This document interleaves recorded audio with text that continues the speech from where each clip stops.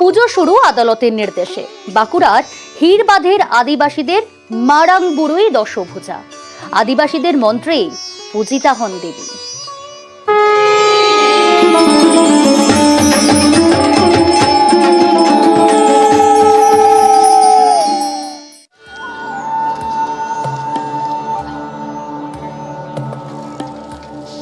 বাঁকুড়ার হিড়বাঁধের প্রত্যন্ত গ্রাম দোমোহনী। আদিবাসী সমাজে মূর্তি পুজোর প্রচলন নেই, কিন্তু আদিবাসী রমণী সরস্বতী হাঁসদা লড়াই করে মূর্তি পুজো শুরু করেন।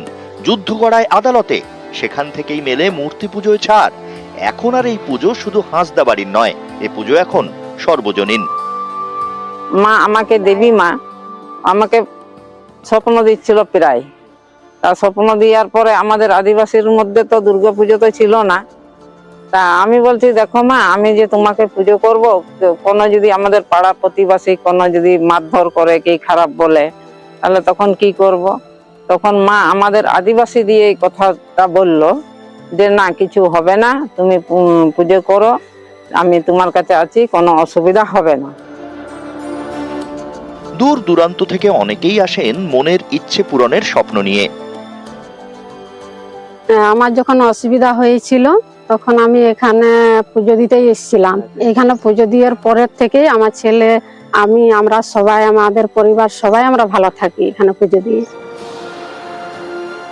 থিমের চমক নেই কোটি টাকার আড়ম্বর।